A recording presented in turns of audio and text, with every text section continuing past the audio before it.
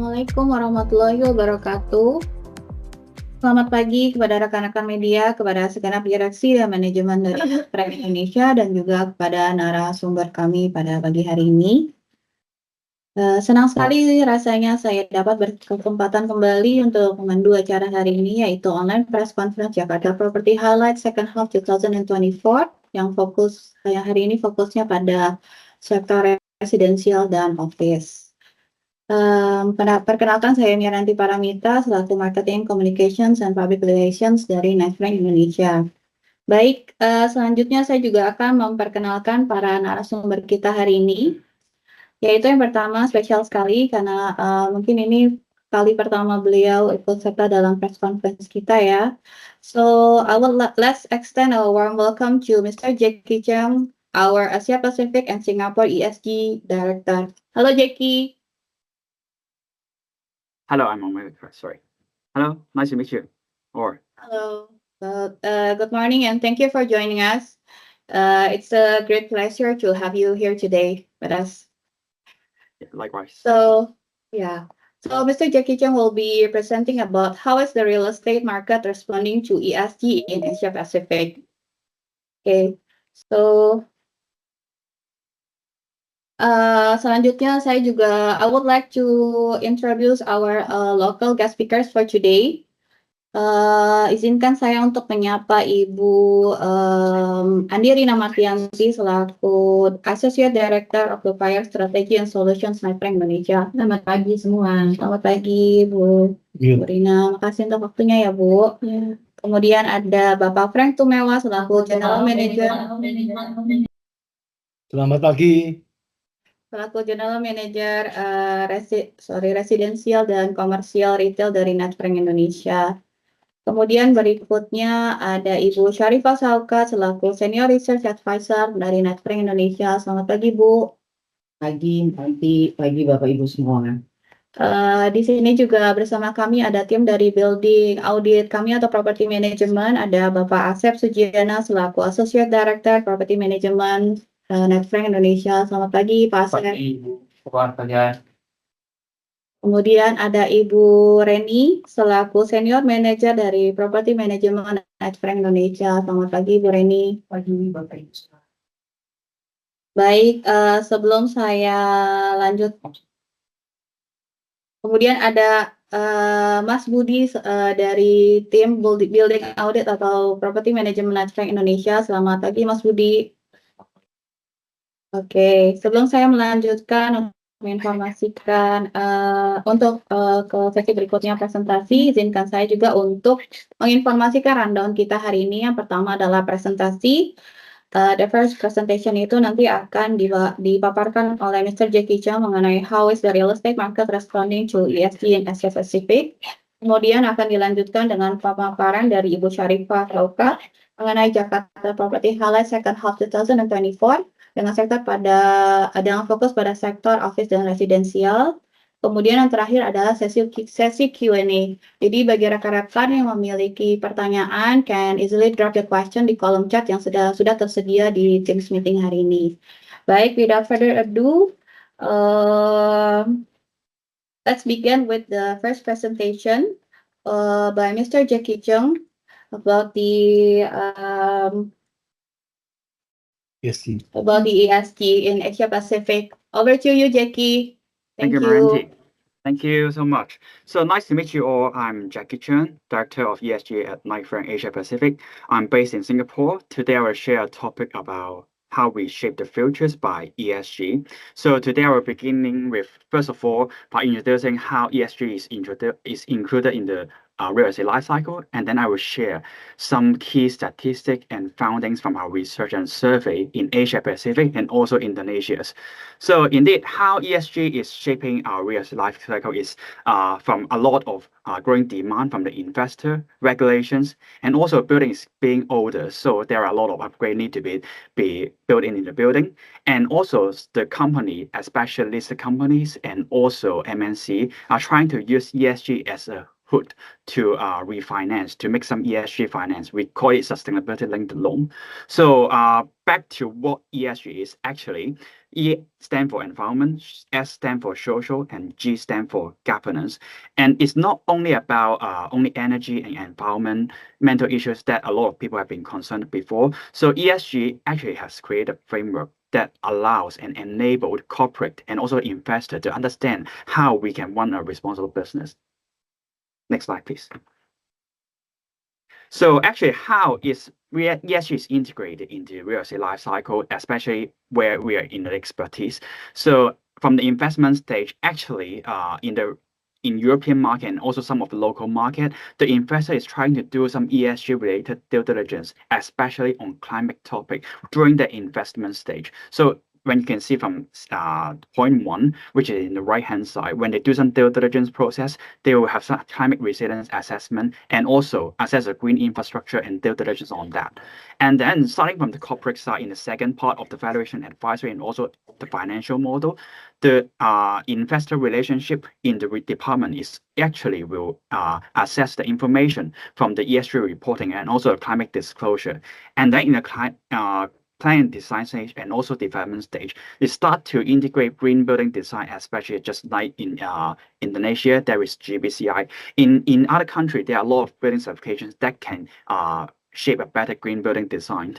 And last but not least, in the occupiers stage, tenants, because they have their net zero target and also ambitious ESG target that link to ESG finance. So that's why they are doing ESG lease and related upgrade work, including sign from green fit out or other works on ESG. Next slide, please. So echo what I've mentioned in the real estate life cycle, actually, there are 3 major players in the real estate industry that play an important role in the ESG. First of all, is the upstream on the investor and asset manager part, and then the landlord, or we call it corporate or listed corporate or MNC. And then last but not least, it's tenant. And they actually drive the supply chain of all the service provider and a consultant like Knightfrank, all step forward in the ESG journey. Next slide, please. So begin from the investor part. Actually, 1.5 years before, we actually surveyed our European and also UK investor about their preferences when they do acquisition in ESG. What are their concerns? So during our survey, we have found that 100% of our surveyed investor, they start to employ green lease, or we call it ESG lease now. There are actually some leasing term or a pledge that link the landlord commitment with the tenants together. And 77% of them, of the investor, have the minimum environmental certification criteria. I think in around the world, green certification is the most common screening criteria that investor is looking into when they do some due diligence work. So these are findings. For the remaining part, these are more European driven. It applies to some of the Asia Pacific countries, especially when they also do CRREAM assessment to assess the when the assets will become stranded in the futures. Next slide, please. So apart from the European and UK insight, actually the foreign and European and UK investor also have some demand and request to locals. So let's have a look into the key statistics here. So we survey about whether when they do acquisitions, what kind of ESG criteria will they concern about it. So starting from the environmental part, the most concerned criteria will be energy efficiency rating. Like in European region, there are actually some rating for, we call it EPC, energy performance certificate. So to rate whether energy level is good or not. But in other like an APEC country, we usually use EUI, an index to understand the intensity of the energy consumption of the building. So it's a common screening criteria for the investor in UK and European country already, which 60% of them, they use it as a criteria. And it's the same in the Indonesia side. And for the renewable energy powers, so in Indonesia, expectation from the European and also UK investor, they actually has a high demand. They expect Indonesia assets to have more renewable energy built into the assets. So later on, we look into how the mature the Indonesia assets is. So for the EV charging point, it's aligned. So everywhere is about the same. Around 40% of the investor, they will use this as a due diligence criteria. And so do biodiversity, similar, around 30% of that.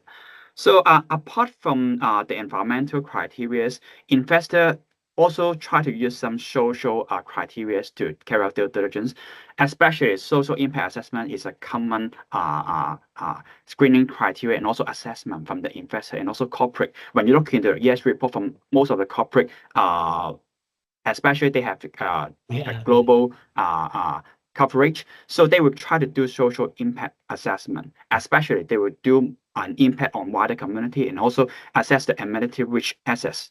So at the end, so one big gap, the most common screening criteria around the world, and it will be the easiest, it will be green building certification, just like LEED and other certifications. But in Indonesia side, investor has a lower expectations on the green building certifications. One of the reasons could be that the maturity of green building certification in Indonesia may be a bit low compared with the other jurisdiction. Next slide, please.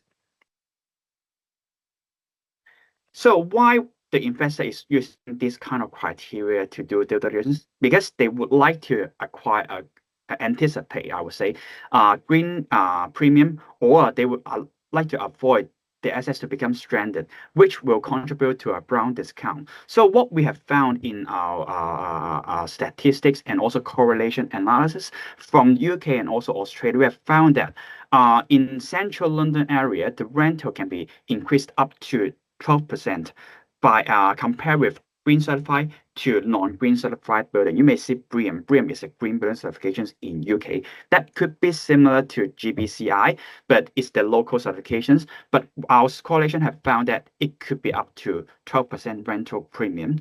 So in Australia, they have another certification called NABERS. So we have, by our correlation analysis on the green premium, we have found that the sales price in Australia could be reached up to 80% higher than the non-ESG certified buildings.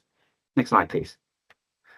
So what about the maturity in Indonesia side? So we look into the fact sheet first. So compared to from all office building to the green certified buildings, so it seems like it echo with the demand from the investor, right? So actually, when we compare the GFA, actually only 40% of the buildings in our representative stock on the office building is green certified. So compared to the other countries like Singapore, around 70 to 80% of the office building is green certified by the local certification. In Hong Kong, around 40% of the 30 to 40% of the building is certified by green building certification. So compared to the other APEC countries, Indonesia may be a bit not very popular in green building certifications. It could be one of the reasons the investor cannot use this as a due diligence criteria. So when we compare with the occupancy rate, it looks like similar. But when we look into the rental, it seems like it's 30% more, but it could be because of a lot of criteria, for example, location, whether the building is new or not. So I will not say that 30% of the average rent increase is green premium. Is actually not. It's just simple statistics. And going forward, we will carry out more analysis to screen out that kind of criteria and do a correlation analysis, and also share more statistics in the upcoming press conference in the futures. For example, we will try to look into how EV, renewable energy, and climate conditions is integrated into the design. Next slide, please. So apart from looking into the investor, it comes to the second part of the real estate supply chain, which is a landlord and also corporate. So in Indonesia, it's really encouraging as IDX has been moving a lot on the ESG journey, has started to mandate listed company on ESG reporting, just echo with what's happening in remaining APAC and also European country. And IDX also integrates Sustainalytics into one of their risk assessment tools into their platform. So when you look into the corporate in the IDX website, the lower the score, which means they have a lower ESG risk according to Morningstar ratings. So it's kind of in the world, indeed all over the world, there are a lot of ESG related indices and ratings such as CDP, MSCI, Dow Jones, and also Morningstar Sustainalytics. But in Indonesia, I would say they will use Morningstar as one of the criteria to assess the information. So I would say going forward, our outlook in this year, more and more listed companies will do more compliance on ESG, and especially they want to upgrade the score. I mean, they lower the score, which means they upgrade their score. So to be more resilient to the investors. So going forward, there will be a lot of movement in Indonesia side. Next slide, please. So it comes to the last chain in the real estate life cycle, which are the tenants. So when we surveyed our occupiers globally about their preferences on ESG, which has been done 2 years before, compared to 4 years before, the sentiment on ESG is higher. Why I say so? Because when we survey them whether corporate ESG strategy will have decision making over the next 3 years, it seems that it moved them from half of the occupiers to more than half of the occupiers that they feel that they will ESG will be a key decision makers when they move to another office or they retain to the original office. So they move from half of them to 75% of them. They think that will be happen in the upcoming 3 years. And we were carrying out another survey, we call it Your Space survey, in this year, and probably we'll be sharing some interesting insight half years later. Next slide, please. So apart from the survey that we did in APAC and globally 2 years before, we also carry out some survey to understand occupier sentiment in each of the jurisdiction in Asia Pacific. So starting from the Singapore result that we did 2 months before, and we also surveyed them whether they have some incentive to move to ESG certified buildings. So most of the drivers, of course, is the social drivers.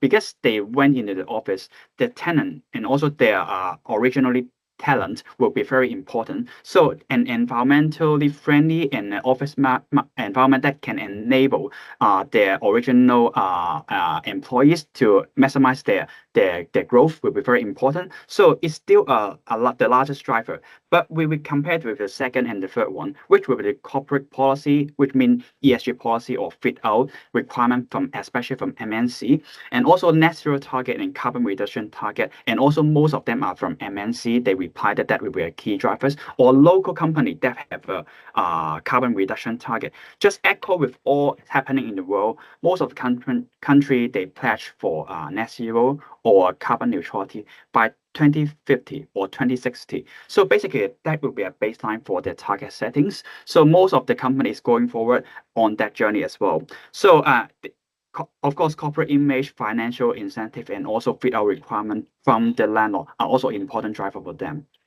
Next slide, please. So going forward, we forecast that green lease will become more prevalent, as we also have a lot of MNC account that has been listed in Indonesia as well. They also have a lot of green lease requirement. Some of that will impose green lease, but some of them will have some relaxation. For example, they will do some green pledge or green fit out on that. And some of them, they will start the beginning of the journey by doing some criteria screening on green certifications only. So going forward, we will think that occupiers will be more mature in carrying on due diligence and carry out the green lease with the landlord as well. Next slide, please. So what are the common green lease terms we have found globally? First of all, the easiest one is the landlord and tenant are committed to establish a task force together.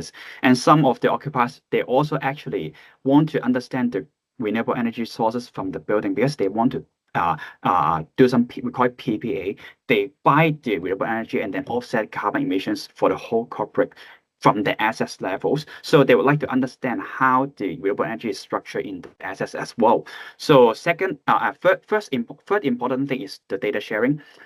Some landlords are more transparent. They were able to provide sub-metering and able to share all the information, but those are more newly built building and green certified building. And compare with the building that is quite old already, they may have not that kind of the backbone yet. So going forward, one of the asset management strategies is to upgrade the data sharing strategy for the tenant as well to enable green lease. Next slide, please. So I will not highlight a lot about green lease and also the thought on the occupiers today because the time is limited. But if you are interested, please feel free to scan this QR code. We have created a simple playbook, or we call it a guideline for occupiers in 2 to 3 years before. That can serve as an indicator. That feel free to search for that and look into our information. And if you have any questions, please feel free to contact us. Next slide, please. So here's the last 2 slides about introduction of Knight Frank. So at Knight Frank Asia Pacific, we actually have more than 15 number of ESG task force members around all the APAC region. And we also have an audit team and consultancy team in Indonesia that can serve our client on ESG related project. Just feel free to reach us and then look into our ESG research regularly. And next slide, please. So next slide is my contact information. For any information, please feel free to contact me or the Indonesia colleague Meranti will share some information with me as well. So thank you so much for listening. So I Thank hand you, over to Jackie. Meranti. Okay, thank you, Jackie, for the presentation. I believe it was very informative about the growing importance of ESG factors in the Asia Pacific region. So for our journalist friends who has already some questions, can easily just drop the questions in the column chat in this Microsoft Teams meetings. Okay, so move on to the next presentation. Kita akan masuk ke presentasi mengenai Jakarta Property Highlight Second Half 2024 yang akan dipaparkan oleh Bu Sari. Kepada Bu Sari, kami persilakan. Terima kasih.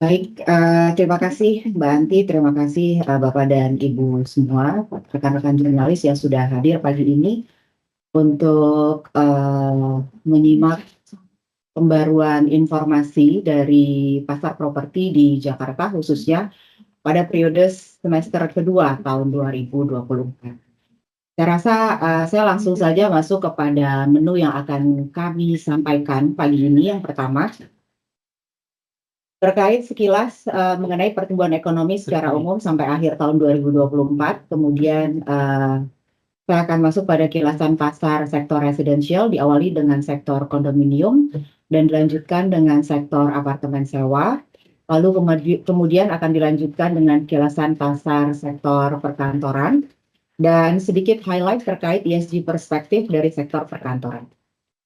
Berikutnya. Baik. Berikut adalah kondisi pertumbuhan ekonomi nasional secara umum setelah pandemi. Mungkin sekitar tahun 2022 ya, relatively stabil kondisi pertumbuhan ekonomi di angka sekitar 5%. Kita juga berharap bahwa pemerintahan baru akan membawa hope yang lebih tinggi dengan pertumbuhan ekonomi yang lebih tinggi lagi dalam beberapa tahun ke depan. Berikutnya. Baik, sebelum saya masuk kepada bagaimana pembaruan kondisi pasar untuk sektor kondominium di Jakarta, saya akan mengawali dengan bagaimana outlook atau bagaimana kondisi performa sektor residensial di ranah regional Asia Pasifik.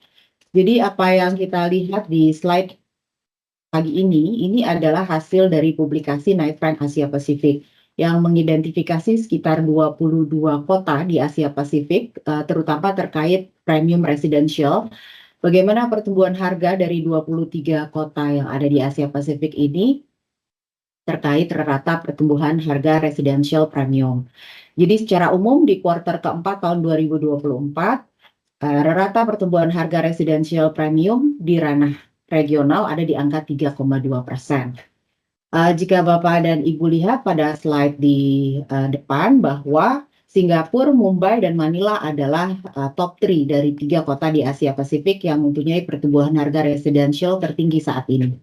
Sementara bagaimana dengan Jakarta?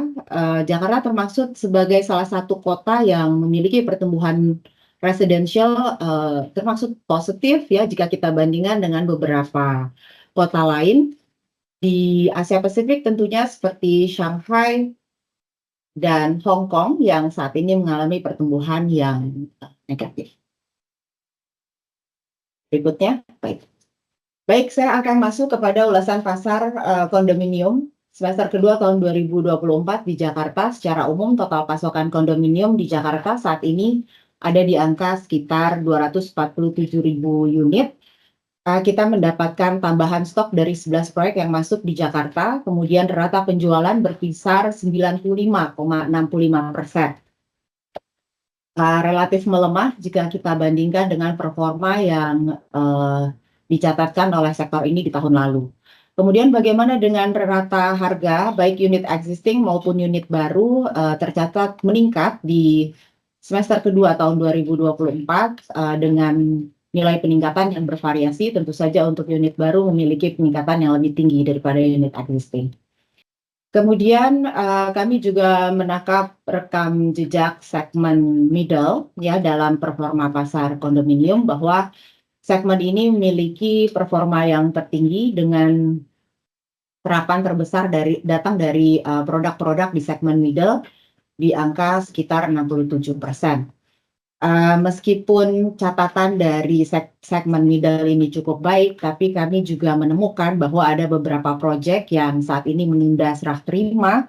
Hal ini diantaranya karena ada proses-proses pembangunan yang belum selesai sehingga belum menyelesaikan pada akhir tahun 2024. Dan juga secara keseluruhan ada future projects baik yang dalam proses perencanaan maupun dalam proses konstruksi terpaksa menunda kenaikan harga di tengah pelemahan performa pasar kondominium.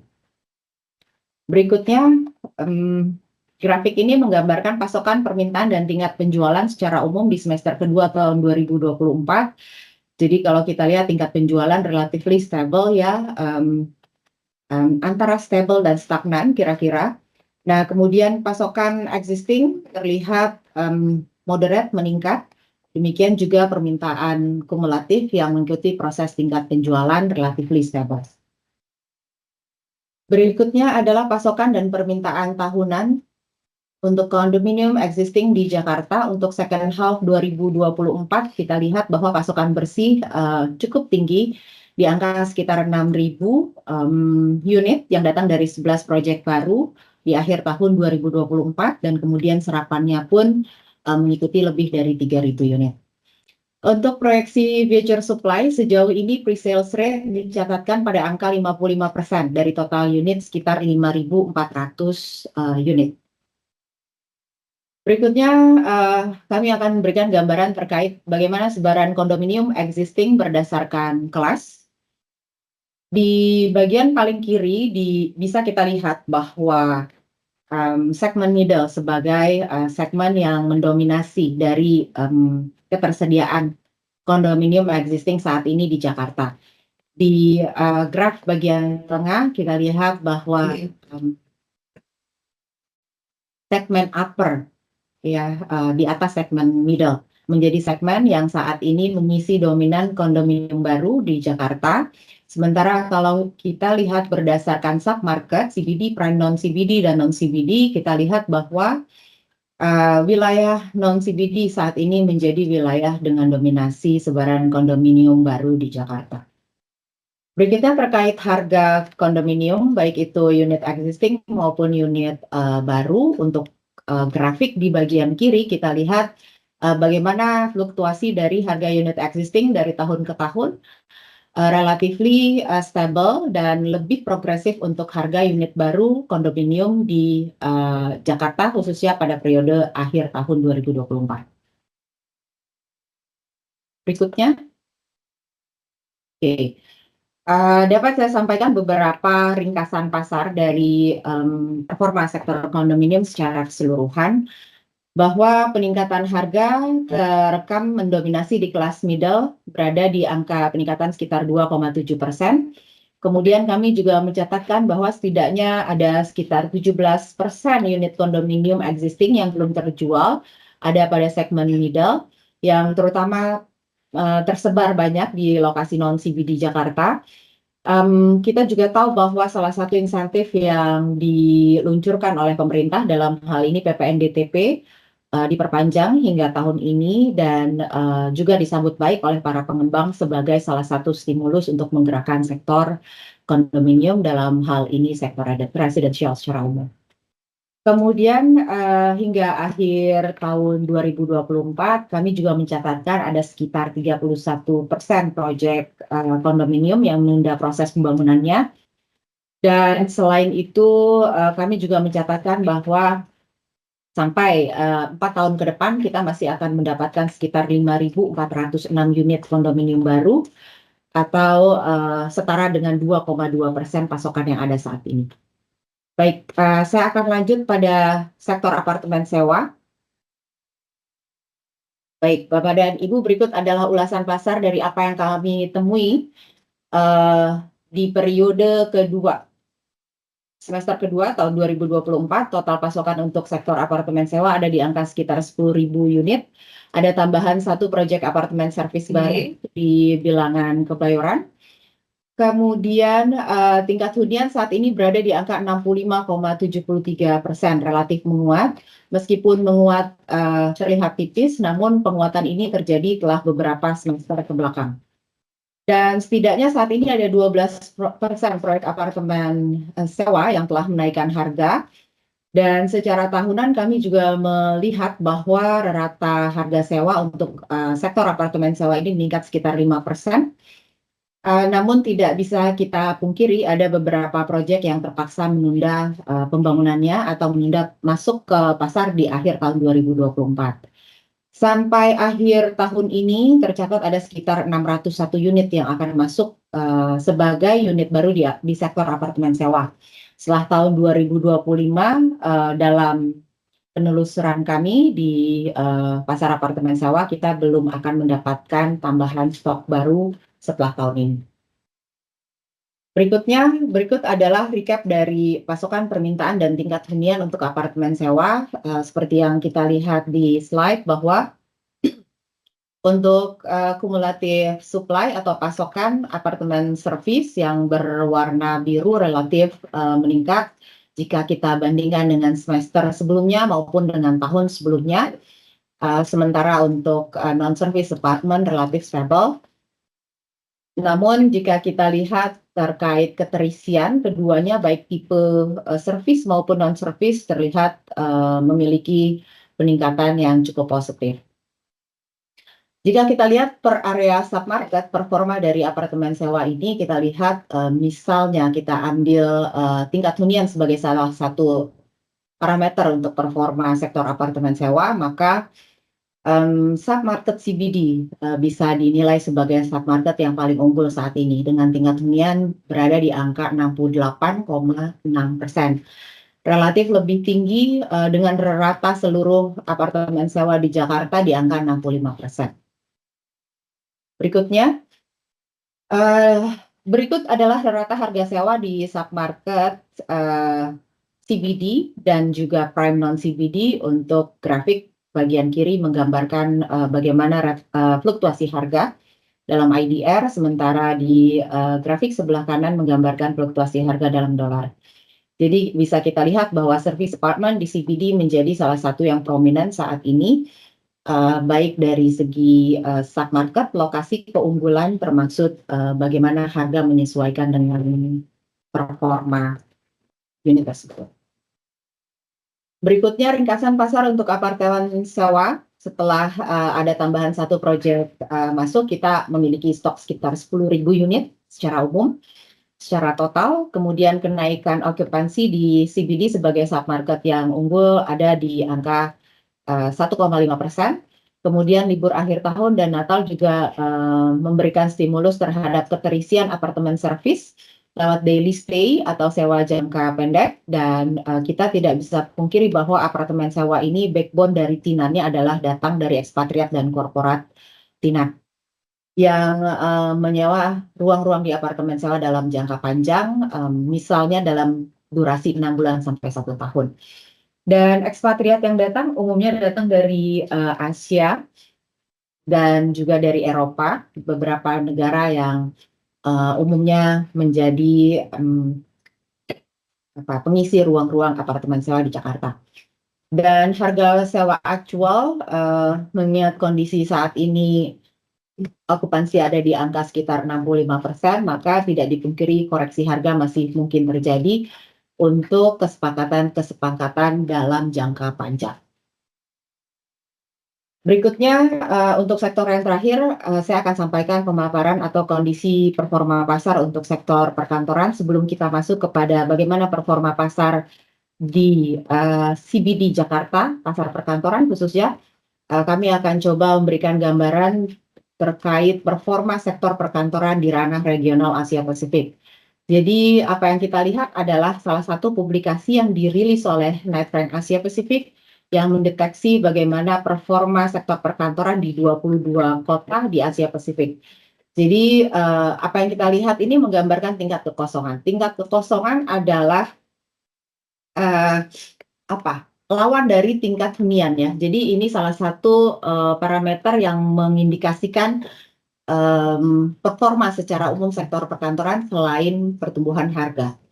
Jadi jika kita lihat semakin dikit tingkat kekosongan ruang di sektor perkantoran, maka serapannya akan baik dan menunjukkan bahwa sektor tersebut unggul di kota-kota yang kita lihat pagi ini.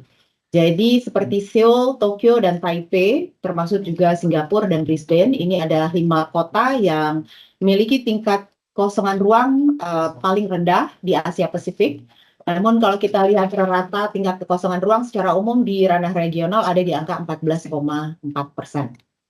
Jadi overall tingkat keterisian berada di angka 86%. Lalu bagaimana dengan kondisi Jakarta? Saya rasa nanti detailnya bisa kita bahas dalam sesi Q&A. Berikutnya, pemaparan terkait perkantoran CBD Jakarta, performa pasar di akhir tahun 2024. Seperti kita tahu bahwa total pasokan saat ini ada di angka 7,3 juta, relatif tetap setelah di awal tahun 2024 ada satu project unit perkantoran baru yang masuk di CBD Jakarta. Kemudian tingkat hunian meningkat tipis, saat ini berada di angka 76,46%. Angka ini menunjukkan peningkatan dari awal tahun 2024 yang ada di kisaran angka sekitar 74%. Dan di poin ketiga, berikut adalah rata harga untuk setiap grade di ruang-ruang kantor di CBD Jakarta pada kisaran 300.000 sekitar ya, sampai 137.000. Dan potensial tenant yang masuk saat ini yang kami identifikasi masuk di ruang perkantoran di CBD Jakarta datang dari sektor mining, auto-related, IT, energy, oil, and gas. Baik, berikutnya grafik ini menggambarkan pasokan, permintaan, dan tingkat hunian. Kita berada di second half 2024.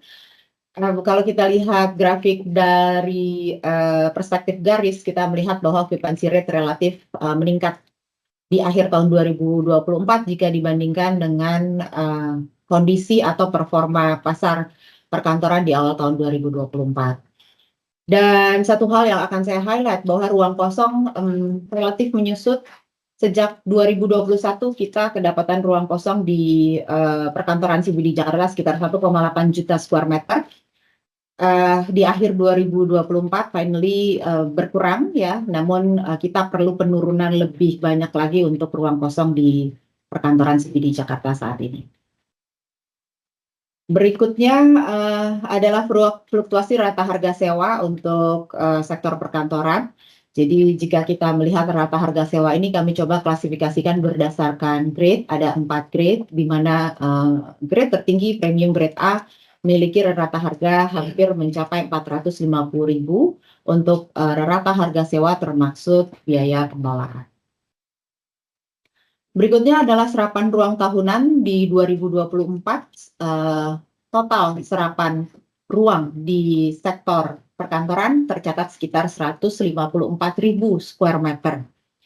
Relatif terkoreksi dibandingkan apa yang kita lihat atau apa yang telah terserap di tahun 2023. Namun saya rasa tidak bisa kita bandingkan secara normatif karena Pada tahun 2023, serapan ini didominasi oleh grup company demand atau tinan-tinan yang datang dari grup dari landlord. Sementara untuk 2024, grup company demand relatif hanya 15%, mewarnai dari total serapan ruang di perkantoran CBD Jakarta. Berikutnya adalah performa sektor perkantoran per submarket di CBD Jakarta. Jika kita bicara terkait submarket di CBD Jakarta, kita bicara beberapa koridor yang menjadi tulang punggung pergerakan di CBD Jakarta, sebut saja Sudirman, Tamrin, Gatot Subroto, dan Kuningan. Jadi kalau kita lihat grafik di bagian atas, maka warna ungu ini mengidentifikasikan Sudirman sebagai salah satu koridor dengan rata harga sewa tertinggi, termasuk koridor dengan tingkat okupansi tertinggi di CBD area. Berikutnya. Oke.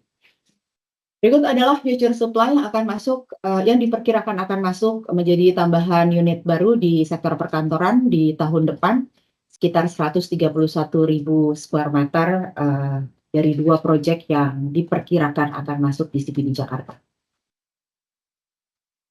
Berikutnya. Oke.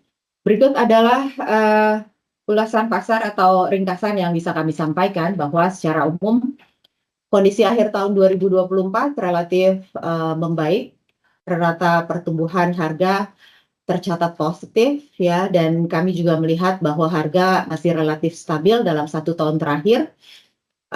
Perbaikan okupansi hampir terjadi di seluruh kelas di sektor perkantoran, dan mining menjadi salah satu active occupier yang masuk di ruang-ruang perkantoran di akhir tahun 2024.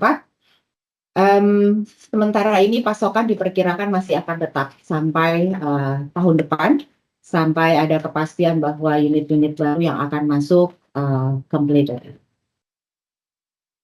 Berikutnya adalah ESG perspektif. Kami mencoba memberikan sedikit gambaran terkait bagaimana performa pertumbuhan sektor perkantoran dari perspektif ESG. Dalam hal ini kami mencoba menginvestigasi keberadaan Green Office Building di CBD Jakarta. Jadi dari hasil identifikasi yang kami lakukan, tercatat sekitar lebih dari 1 juta square meter Green Office Building di CBD Jakarta, tersebar di seluruh koridor, di keempat koridor, terutama dominansinya terletak di Sudirman dan Tamrin. Saat ini okupansi dari Green Office Building di CBD Jakarta ada di angka 74,21%. Nah, jika dilihat di poin kedua, setelah 2022, okupansi Green Office terkoreksi.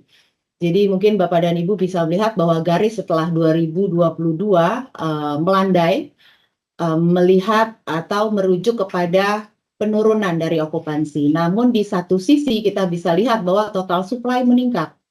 Jadi koreksi atas okupansi ini terjadi di antaranya karena ada tambahan stok dari Green Office Building di CBD Jakarta. Kemudian kami juga bisa simpulkan bahwa rata keterisian ruang dalam 3 tahun terakhir ini berada di angka sekitar 7%, sementara pertumbuhan harga relatif stabil, positif di kisaran 4%. Slide ini memang kami coba sambungkan dengan apa yang disampaikan oleh Jackie Chang selaku Direktur dari ESG di Asia Pasifik untuk memberikan bagaimana keterhubungan antara implementasi ESG yang berlaku atau yang saat ini berjalan di ranah regional atau Asia Pasifik, kita implementasikan di sini di ranah lokal atau nasional. Baik, saya rasa demikian apa yang saya sampaikan pagi ini. Untuk sesi berikutnya saya persilakan ke Mbak Miranti untuk melanjutkan. Terima kasih. Baik, terima kasih Bu Sari atas pemaparannya. Kita langsung masuk saja ke sesi Q&A atau sesi tanya jawab. Sebelumnya sudah ada pertanyaan dari Mbak Hilda dari kompas.com mengenai penghematan belanja APBN 306 triliun yang akan berdampak kepada semua sektor. Sejauh mana nih kira-kira sektor properti akan terdampak dari penghematan belanja tersebut? Lalu apa sih yang harus dilakukan oleh para pengembang untuk melakukan, pastinya perlu melakukan penyesuaian gitu ya, seiring dengan refocusing anggaran dari pemerintah. Baik, kira-kira dari Pak Frank bisa dibantu Pak? Oke, Terima kasih. baik, saya mencoba menjawab ya dengan Bu Alexander Hilda. Terima kasih pertanyaannya. Jadi kalau mengenai penghematan biaya belanja APBN 306 triliun tersebut, menurut hemat kami itu penghematan terhadap sektor properti ini masih belum terlalu jelas dan nanti akan tergantung kepada implementasi dari kebijakan pemerintah. Karena hal ini juga masih baru diberlakukan ya. Jadi ke sektor properti kita nanti melihat implementasinya bagaimana. Cuman mungkin ada beberapa potensial yang akan mungkin berdampak itu adalah pengurangan pembangunan infrastruktur yang akan dilakukan oleh pemerintah, misalkan infrastruktur seperti jalan, jembatan, fasilitas umum lainnya. Kemudian akan terjadi juga pengurangan subsidi mungkin oleh pemerintah berkaitan dengan penghematan biaya tersebut. Subsidi ini adalah misalkan terhadap bunga kredit perumahan. Ini masih kita lihat nanti ya perkembangannya. Kemudian juga pengurangan belanja pemerintah. Penghematan ini adalah terjadi pada pengurangan belanja pemerintah, misalkan dalam pembangunan fasilitas umum dan mungkin ketersediaan lahan dan fasilitas pendukung pembangunan properti. Kurang lebih sih itu ya. Jadi tetap kita akan melihat masih belum jelas dan tergantung implementasi kebijakan pemerintah ini. Kita melihat nanti perkembangannya. Baik, kurang lebih seperti itu dari kami. Terima kasih. Baik, terima kasih Pak Frank. Mungkin ada yang mau di-add on, Ibu Sari, kami persilakan. Baik, terima kasih Mbak Nilanti, terima kasih Pak Frank, terima kasih juga Mbak Hilda atas drop question-nya. Udah lama long time no see ya Mbak Hilda ya. Oke, terkait penghematan belanja APBN ya. Bagaimana impact-nya terhadap sektor properti? Kalau kita bicara dampak ke sektor properti atas efisiensi yang dilakukan pemerintah, kita bisa melihat dari dua sisi. Yang pertama, apa yang disampaikan Pak Frank tadi akan berimplikasi secara tidak langsung mungkin ya. Tapi kita juga bisa melihat dari sisi dampak langsung. Jadi untuk dampak tidak langsung, mungkin impact yang akan dirasakan sektor properti, misalnya saja dari efisiensi biaya pengembangan infrastruktur. Mungkin untuk proyek-proyek besar ya, proyek-proyek skala besar, apakah itu township ataupun industrial estate, akan ada proses reviewing ya, karena terkait ketersediaan infrastruktur sebagai backbone utama dari pergerakan atau activity industri secara umum. Kemudian untuk prioritas-prioritas investasi juga saya rasa akan berdampak ke depan secara tidak langsung, mengingat infrastruktur ini menjadi menjadi tulang punggung lah ya dari semua activity kegiatan bisnis dan ekonomi yang akan berlangsung, sehingga infrastruktur ini kemungkinan akan berdampak pada proyek-proyek skala besar baik dari residential property maupun commercial property termasuk industrial estate. Nah, kemudian bagaimana dengan dampak langsung? Apakah ada terhadap sektor properti dari efisiensi APBN ini? Jika dilihat dari dana operasional pemerintahan, maka kemungkinan yang akan merasakan dampak langsung adalah properti di sektor hospitality. Ya, karena sektor hospitality setelah pandemi digerakkan oleh MICE. MICE ini memiliki pimpinan utama datang dari pemerintah, baik pemerintah pusat maupun pemerintah daerah. Seperti yang kita tahu bahwa kegiatan pemerintah dalam bentuk edukasi atau sosialisasi atau koordinasi umumnya berada di ruang-ruang hospitality. Jadi kemungkinan sektor hospitality ini akan merasakan dampak yang harus kita ukur ke depannya, apakah cukup signifikan atau seberapa besar signifikansinya masih kita lihat ke depan dari terapan implementasi efisiensi anggaran ini. Saya rasa itu tambahan dari saya. Terima kasih. Baik, terima kasih Bu Sari atas tambahan jawabannya. Semoga sudah menjawab dari pertanyaan Mbak Hilda ya. Kalau misalnya masih ada yang ingin ditanyakan kembali, bisa langsung di add on di chat meeting kita, atau mungkin bisa WhatsApp saya langsung juga boleh. Baik, kita move to the next question from Mbak Yanita, Bisnis Indonesia. Selamat pagi, bagaimana penerapan ESG di sektor properti di Indonesia? Ini penerapannya kira-kira sudah sesuai dengan standar atau cuma baru gimmick aja? Lalu apa sih challenges-nya? Terus gimana kira-kira kita bisa mendorong penerapan ESG di properti itu? Oke, mungkin yang pertama akan jawab Ibu Rina dari OSS ya Bu ya. Silakan Bu Rina. Ya, selamat pagi Mbak Yanita, terima kasih atas pertanyaannya. Untuk penerapan ESG di sektor perkantoran ya, saya akan jawab.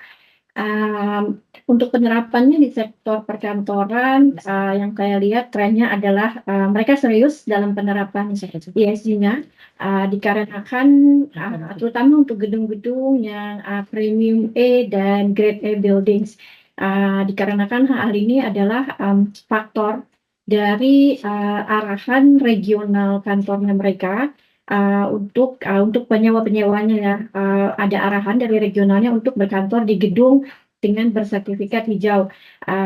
Jadi untuk gedung premium dan grade A itu memang penerapan ESG-nya yang saya lihat sudah serius, dan mereka juga tentu saja sudah mendapatkan sertifikat hijau baik dari GBCI lokal, Green Mark Singapura, ataupun LEED dan WELL sertifikat dari US.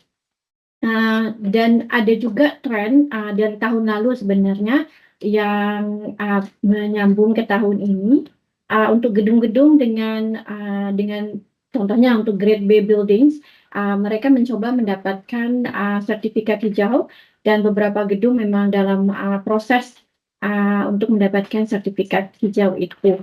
Hal ini dikarenakan memang kalau gedung yang sudah bersertifikat hijau atau sesuai dengan ESG-nya, demand-nya akan jauh lebih tinggi, terutama untuk multinational company sebagai penyewa dibandingkan dengan gedung yang non-green certificate.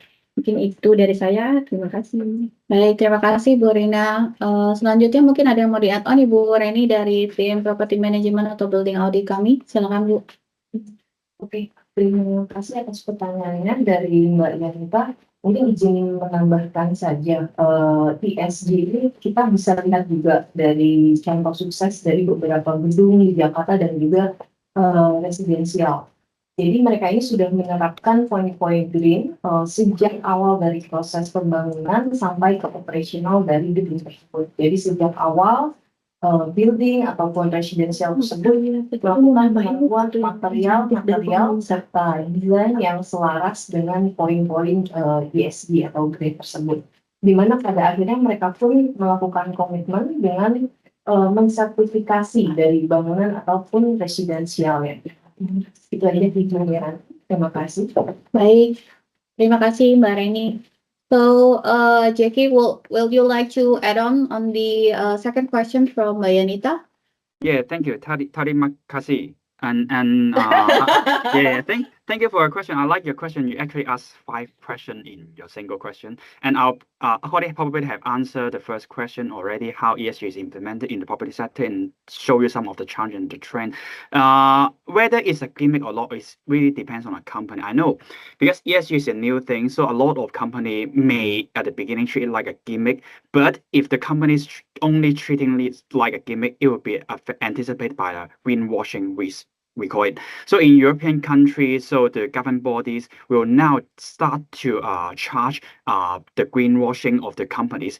For example, some bank and corporate in the European country, they claim they are in the advertisement, okay, they have a net zero commitment or they have a net zero fund, but in the reality, we found that, okay, there was some fossil fuel-based element in the fund. So they have been charged by that. So it's really depends on whether the company feels ESG is guiding them to do a responsible business. So when we echo the guideline from like IDX, why IDX request all the companies to do ESG reporting is because they want them to disclose their information on ESG rather than just a gimmick. They want them to treat them like a responsible business. So the key is driver is not only a gimmick, is to treat it seriously, robustly, just like LifeRank do. We do have a commitment on net zero by 2040s, and we also disclose our ESG information by our website. So regarding the third question, how to encourage the implementation in the ESG properties and maybe how to finance it, right? First of all, I would like to highlight the challenge in India properties sectors now, maybe compared to the other APEC regions. So when we compare to the other APEC region like Singapore, Hong Kong, and other APEC countries, so in the assets level, there are more mandatory requirements from the regulated bodies. For example, there are mandate energy improvement. So like in Singapore, they have to disclose the assets level EUI, the energy intensity, regularly annually. And every 3 years, they have to mandate to carry out the energy audit. And for the building that have the lowest quartile in the energy performance, they have to mandate in upgrading it. So these are the incentive to drive the energy audit mandate. And another thing is that the green building certifications, as I've mentioned before, is a basic screening criteria. So like in Singapore, 80% of the office building around have been certified in the by Green Mark already in the major cities. And for new development, they have to acquire Green Mark as a mandate. So in Hong Kong, the Green Building certification is treated as a financial incentive. So if you get that, you may have extra GFA exemptions on that. So it can be a financial mandate or by impose some charges on that. So regarding financial support, I think the support from financial institute and also power source provider is also important. And in some country, the power source provider will also collaborate with the government to create a like a feed-in tariff scheme to engage the renewable energy development. Just echo with what I mentioned in the investor survey, the European investor, they really treat Indonesia have a high potential in renewable energy development. So how can the government drive it with the collaboration with the power service provider? Are we interested to see it, like feed-in tariff? And also when we look in the news, like Singapore and Indonesia have some collaboration on some low carbon electricity transition from transmission. I mean, from Indonesia to Singapore, there are some mutual agreement between Shell and also Sina Renewables. So I would say that the potential of renewable energy in Indonesia is very high, but how to utilize it and internalize it in Indonesia is a big topic. And like how to create ESG loan and bond with financial institute and also bank work together so that they can get a good interest rate or financial bond. It could be some incentive as well. Thank you. Thank you, Jackie. To add on, okay, so apakah dirasa cukup Mbak Yanita? Jika ada pertanyaan yang masih belum terjawab, mungkin bisa langsung ditanyakan di chat ya. Sementara, can I ask one question to you, Jackie, in related to the ESG? Yeah, sure. Yeah. So, why are investors increasingly interested in investing in property projects that implement ESG? Sorry, can you say that again? Why are investors increasingly interested in investing in property projects that implement ESG? Yeah, that's a good question because in Europe, there is a framework, we call it SFDR, Sustainable Finance Disclosure Regulation. Basically, the fund manager, they have to, if they want to claim their fund is ESG or green themed or socially themed, they have to use this framework to do due diligence. So that when you look into some of the fund, you may see Article 6, Article 8, or Article 9. So the higher the numbers, it will be higher. So basically Article 6, it will be not really E&S focused. So but they have a commitment on that. But Article 8, we call it a light green fund, and Article 9, we call it a very green fund. So basically, they use that kind of framework to do due diligence. So when global level and European country, they use this as a driver, they have to carry out due diligence in other countries as well, including Indonesia, if their fund consists of component in Indonesia. So it's how the European is driving the market by the mandatory requirement. So when we look into the like ASEAN or Asia, you may also aware that taxonomy. Taxonomy is something that can help the real estate firm or fund to carry out due diligence work. So Indonesia is attached to the ASEAN, right? So ASEAN taxonomy probably is a good way to start, and we can help you and also the fund manager to do the due diligence work on that. Okay. Thank you for the question, Jackie. Sorry, thank you for the answer. So I was referring to one new question from Banita, My Home Magazine. Thank you for the question ya Banita. Oke, terkait dengan permintaan dari MNC, klien MNC untuk kantornya yang mensyaratkan ada green certificate pada gedung yang dipilih. Bagaimana dengan apartemen untuk ekspatriatnya? Apakah juga harus memperlakukan persyaratan seperti di perkantoran tersebut? Lalu katanya global investor meminati premium property atau apartemen yang sudah memiliki green certificate. Bagaimana pandangan Knightframe mengenai hal ini, dan saat ini berapa banyak sih apartemen di Jakarta yang sudah memiliki green certificate? Mungkin ada yang bisa bantu untuk menjawab? Bentar, kita ada kendala teknis. Sebelumnya ada pertanyaan-pertanyaan juga. Beberapa before. Bukan, ini Mbak Anita ya? Sebelumnya ada. Kita mau coba ke Mbak Anita dulu atau? Ke Dimas. Boleh. Boleh, bentar ya, kita coba Mbak Anita dulu untuk Mas Eki dan Mas Dimas. Mohon dapat menunggu sebentar ya, Mas. Silakan. Bagaimana? Oke. Untuk ekspresi. Banyak.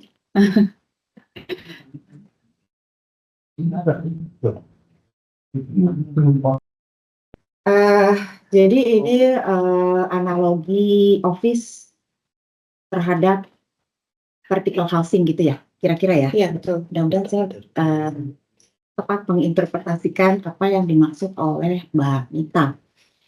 Jadi kalau di office ada green certificate, terus bagaimana dengan portofolio hijau untuk residential, dalam hal ini apartemen.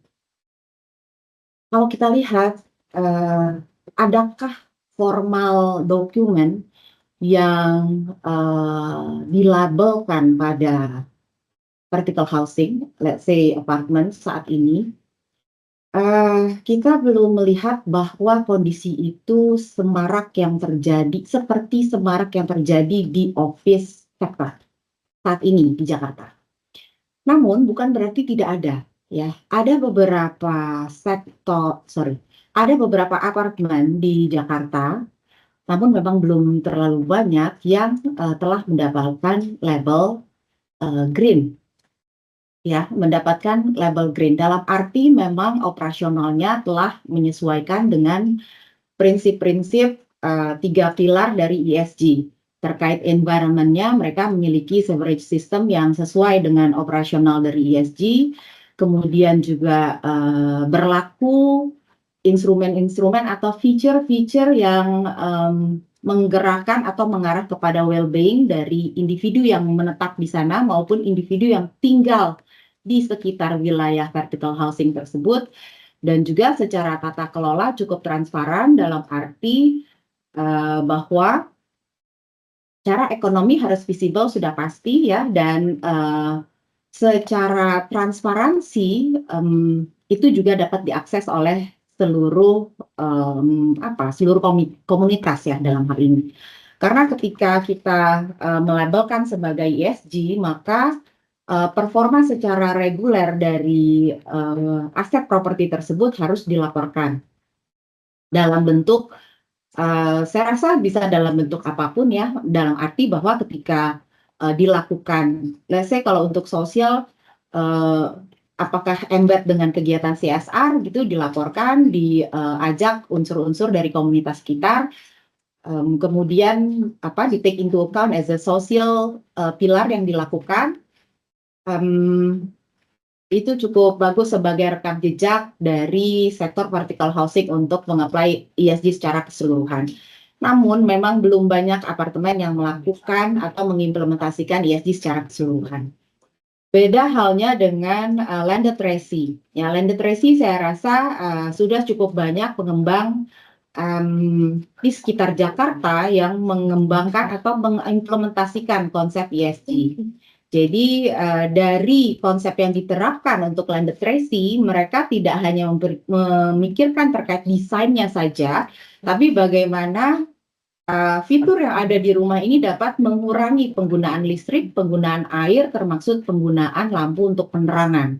Ya, sehingga secara umum basic dari desain ESG ini pun mampu mengurangi biaya operasional pengelolaan rumah ya atau landed resi sendiri. Jadi sedianya ESG ini seperti yang disampaikan oleh Jackie sebelumnya bahwa ini memang kesepakatan global bahwa kita menuju pada sustainable development, menuju kepada net zero emission di tahun 2060 dan Indonesia sepakat di 2030 ini akan mengurangi emisi di angka sekitar 29-31% dan itu diperhitungkan.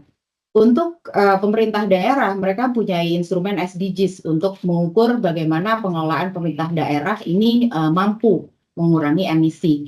Untuk sektor private, diantaranya properti, kita menggunakan instrumen ESG ini yang diharapkan bisa secara paralel mendampingi public sector dalam upaya mengurangi emisi. Jadi ESG ini tidak hanya menjadi tren, saya rasa, tapi kebutuhan kita ke depan. Karena dengan 3 pilar environment, social, and governance, ini adalah 3 pilar yang perlu di-hit. Environment dalam arti bahwa penggunaan sumber daya ini dilakukan tidak hanya untuk generasi saat ini, tapi juga untuk generasi mendatang. Dalam arti kita harus menghemat penggunaan energi, listrik, air, dan seterusnya untuk memastikan bahwa ketersediaan sumber daya ini juga mencukupi untuk antar generasi mendatang. Secara sosial juga perlu diperhitungkan bahwa pengembangan, let's say, properti tidak hanya diperuntukkan untuk individu yang berkegiatan di properti tersebut, tapi juga untuk individu yang berada di sekitar wilayah tersebut. Jadi sama-sama berdaya antara individu yang di dalam aset properti maupun yang berada di sekitar properti, dan tata kelola dalam hal ini termasuk dalamnya bagaimana perhitungan ekonomi menjadi visible dan bagaimana hitungan pengelolaan ini berlaku secara transparan, dapat diinformasikan kepada publik. Jadi apa yang disepakati oleh ranah global dalam hal ini dikelola oleh UN merupakan kebutuhan sebenarnya untuk kita dalam masa ke depan untuk kita reach out bersama, tidak hanya public sector tapi juga private sector. Jadi ESG ini menjadi tanggung jawab bersama ya atas pentahelix stakeholders, tidak hanya public sector, private sector, dan tentu saja media. Pentahelix di sini termasuk media, akademisi, dan juga komunitas. Jadi capaian sustainable development tidak bisa sepenuhnya dilakukan oleh public sector, tapi secara bersama seluruh sektor Pentahelix harus align untuk menuju ke sana. Saya rasa itu, tapi mohon maaf jika melebar di bagian ESG. Jika ada yang perlu ditambahkan atau diperkuat pada bagian pertanyaan yang disampaikan oleh Mbak Nita, saya persilakan pada Ibu. Baik. Oke, saya bisa tambahkan sedikit ya, Bu Andi ya. Untuk berapa banyak apartemen di Jakarta yang sudah memiliki Green Certificate, belum banyak ya saat ini yang kami lihat, Bu Nita. Mungkin saat ini sih ada mungkin hanya sekitar 3 atau 4 apartemen yang sudah memiliki sertifikat dari EDGE Green Building Council. Mungkin saya nggak perlu menyebutkan nama-nama apartemennya ya, cuman kurang lebih itu Pak. Masih bisa dihitung dengan jari, Bu Nita. Nggak terlalu banyak. Gitu aja tambahan saya. Terima kasih. Oke, terima kasih Pak Frank. Jackie, would you like to add on? Yeah, sure. Thank you. So I like your question. So it really depends on the target investor group. So just like echo what I've presented previously, you saw a slide echoing our results when we survey our global investor and European investors on what kind of criteria they will try to look into when they do a property acquisition. Actually, it's the response from ultra high net worth individual that include living sectors investors as well. So I would say it's not only for office sector, or of course, the office sector is maybe more tangible to quantify the premium benefit purely on ESG or green, because it's maybe more quantifiable. But compared to office sectors, the other sectors, just like living sectors and also the residential sectors, also have a trend in going for ESG. For example, if the investor just echo what mentioned on SFDR, right? So if the fund is only purely on healthcare sectors and living sectors together, so far now we have been talking to some investors. They're working on SFDR fund related to healthcare and also living sectors. They have to carry out that kind of due diligence work as well. But the key focus could be a bit different because it's related to living sectors. So the key focus may not be purely on green and environmentally certification. More and more of our experience, they will got well-related certifications or also some healthy related measures. So the social factors may be more quantifiable in that sectors. Thank you. Okay, thank you Jackie for the additional answer. Mbak Nita, jika memang masih ada yang ingin ditanyakan, silakan dapat drop tambahan question ya Mbak. Oke, selanjutnya saya mohon maaf, ini pertanyaan dari Mas Dimas ke ini ya Mas, kita skip, mohon maaf ya. Jadi ini terkait tingkat okupansi untuk sektor teknologi di perkantoran. Mengingat tahun lalu ada beberapa perusahaan teknologi besar yang memindahkan sebagian kantornya di luar Jakarta seperti Solo dan Jogja. Lalu apakah tren perpindahan perusahaan teknologi ini dari luar Jakarta ke depan akan berlanjut? Mengingat Tech Winter yang berkepanjangan, jika iya, kemana perusahaan teknologi akan memindahkan lokasi kantornya? Kayaknya ini lebih tepat untuk Mbak Rina ya dari tim OSS kami. Saya persilakan Mbak Rina.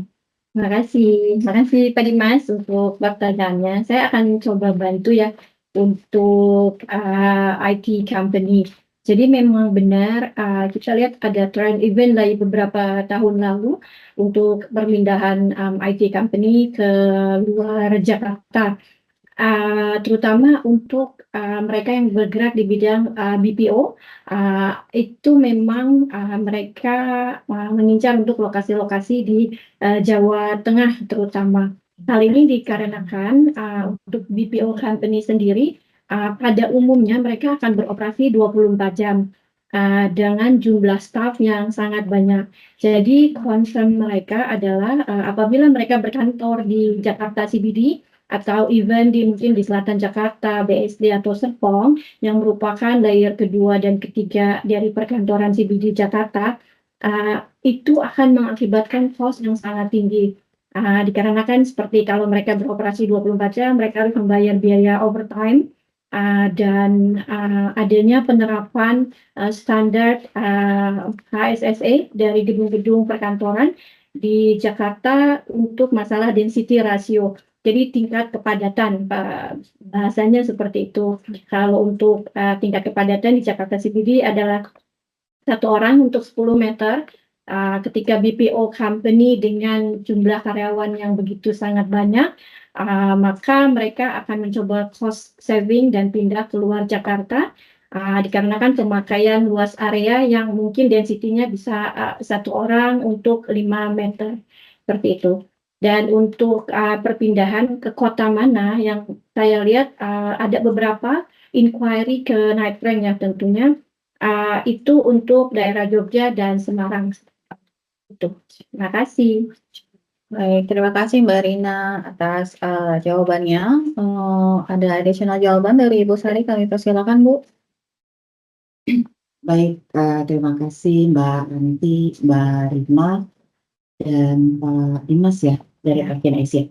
Saya sedikit aja menambahkan karena ini sempat dibahas dalam rilis World Report 2024 tahun lalu bahwa di tahun 2025 ini memang diprediksi akan ada occupier yang cukup besar dari sektor data center di Asia Pasifik. Dan kedatangan occupier data center di Asia Pasifik ini diprediksi juga akan berada atau mendekati wilayah-wilayah kampus sebagai sumber talentnya. Untuk apa? Untuk kebutuhan yang pertama adalah sebagai research and laboratory. Yang kedua adalah untuk pengembangan AI. Jadi occupier berbasis teknologi ini apakah sebagai sumber dari kegiatan research and laboratory ataupun untuk pengembangan AI memang umumnya akan bergerak mengikuti koridor-koridor atau aglomerasi university ya, karena talentnya ada di sana. Sementara itu, selain itu juga perlu dipastikan bahwa infrastruktur dari teknologi ini juga tersedia di sekitar kampus kompleks. Saya rasa itu aja yang saya tambahkan. Terima kasih. Baik, terima kasih Bu Sari atas tambahan jawabannya. Kita move on to the next question from Mas Eki. Mohon maaf juga ke skip ya Mas sama saya. Jadi first questionnya bagaimana nih dampak terhadap bisnis perhotelan terkait efisiensi anggaran dan apa sih harus dilakukan pemilik hotel nih? Yang Bu Sari bisa dibantu? Oh, silakan. Oke, terima kasih. Ini kita agak out of the box nih ya, karena kan resi dan office, bukannya hotel gitu ya. Jadi gimana dengan sektor hotel? Menyambung mungkin apa yang kami sampaikan tadi terkait dampak langsung dan tidak langsung dari efisiensi anggaran ya. Tadi dampak langsung memang saya sebutkan mungkin akan berdampak kepada sektor hospitality. Lalu apa yang harus dilakukan gitu ya, Mas Eki menyambung dengan apa yang harus dilakukan dengan di sektor hospitality. Paling utama adalah harus menarik attraction ya sebagai one of the point of destination. Saya rasa di 3 tahun terakhir setelah COVID, tourism di Indonesia cukup baik. Kalau kita melihat sumber hospitality tenant, tidak hanya MICE tentu saja, tapi juga tourism yang datang dari domestic market ya dan juga regional market. Saya rasa Indonesia menjadi salah satu yang dituju di ranah regional dan global sebagai tourism destination. Jadi membuka kegiatan-kegiatan festival yang berskala regional, berskala global, bekerja sama dengan institusi-institusi global, baik di bidang sport, di bidang pariwisata, ya, di bidang culture, akan membuka pasar lebih luas lagi untuk sektor hospitality sehingga tidak bertumbuh pada domestic market saja, tapi juga merambah pada pasar yang lebih luas lagi. Selain itu, saya rasa pada titik-titik musim-musim vacations ada baiknya juga untuk memberikan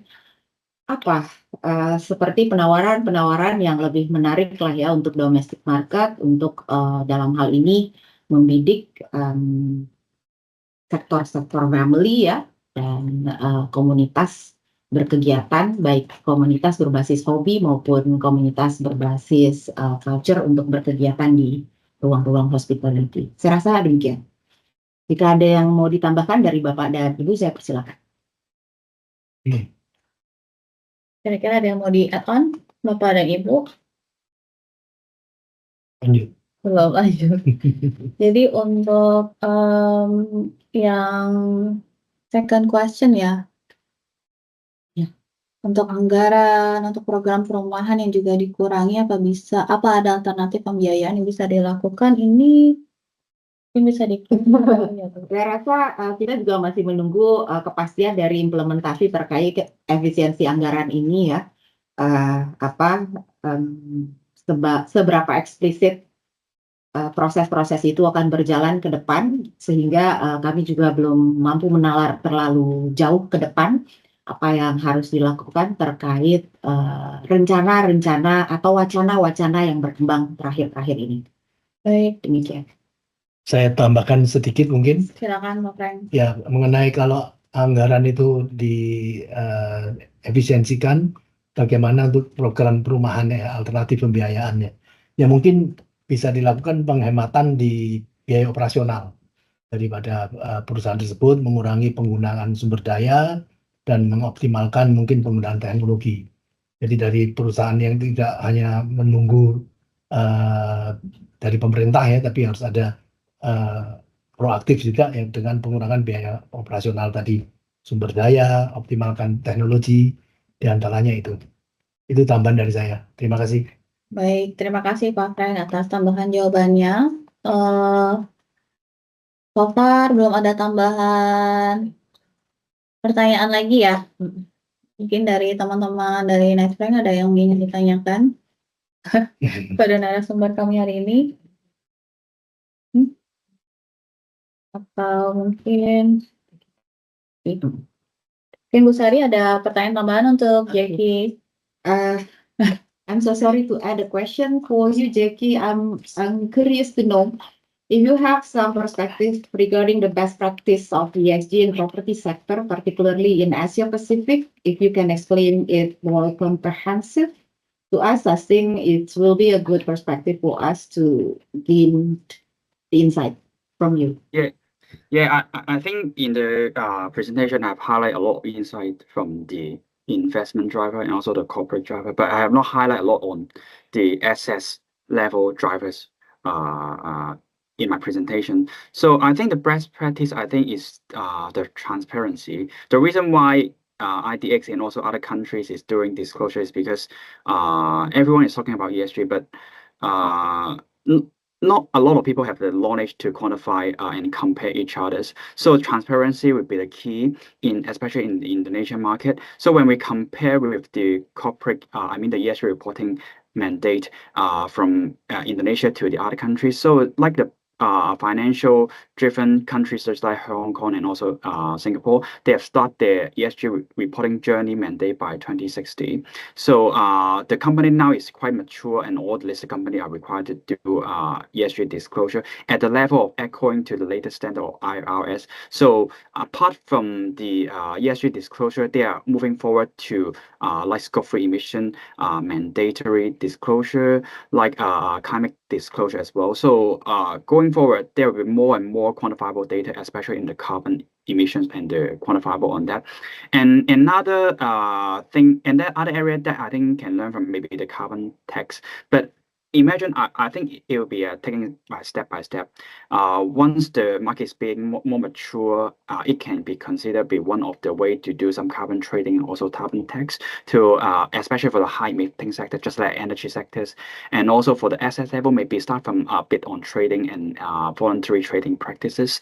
So it can engage and encourage the assets to do some improvement on the assets level, and they can get some reward as well. And regarding the mandate that we can learn from other